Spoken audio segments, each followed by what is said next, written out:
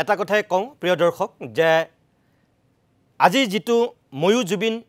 আমিও জুবিন স্লোগান বিজেপিয়ে আৰম্ভ কৰাৰ কথা সদৰি কৰিছে আমি নাজানো যে ৰাজনৈতিক দল এটাই এই স্লোগানটো ব্যৱহাৰ কৰিব পাৰে নে নোৱাৰে বা কৰাটো উচিত নে অনুচিত অসমৰ সুধী সমাজে বিচাৰ কৰিব কিয় কৈছো জুবিন গাৰ্গ এজনেই জুবিনে নিজে অজস্ৰ সাক্ষাৎকাৰত কৈছিল যে মই যি কাম কৰি যাম 100 বছৰলৈ আৰু কোনো অসমীয়াই কৰিব নোৱাৰে আমাৰ লগত ব্যক্তিগত সাক্ষাৎকাৰতো কৈছিল ৰজা এজনেই বুলি কৈছিল জুবিনো এজনেই বুলি কৈছিল 100 বছৰলৈ জুবিনে কৰা কাম কোনেও কৰিব নোৱাৰে আৰু জুবিন গাৰ্গৰ যেটো সত্তা ময়ো জুবিন আমিও জুবিন ভুল কথা আমি জুবিন হ'ব নোৱাৰো এটো মুখেৰে ক'ব পাৰে ৰাজনৈতিক বৈতৰণী পাৰ হ'বৰ কাৰণে কোনোবাই ময়ো জুবিন বুলি আমিও জুবিন বুলি ক'ব পাৰে কিন্তু আপুনি মই আমি জুবিন হ'ব নোৱাৰো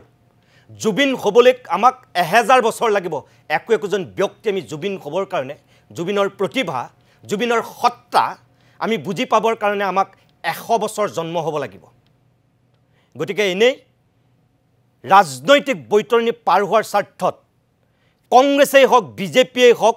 অগপয় হওক অজাপয় হওক ৰাইজৰ দলেই হওক বা আন আন ৰাজনৈতিক দলেই হওক আপোনালোকে জুবিন গাৰ্গক ব্যৱহাৰ নকৰিব ব্যৱহাৰ কৰাটো অনুচিত জুবিনক দ্বিতীয়বাৰৰ কাৰণে আপোনালোকে হত্যা নকৰিব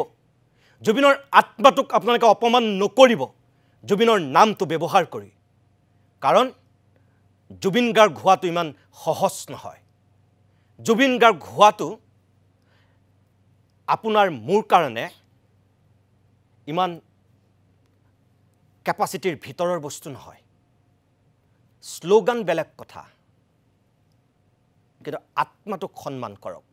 জুবিনৰ সত্তাটোক সন্মান কৰক প্ৰত্যেকই ৰাজনীতি বাদ দিয়ক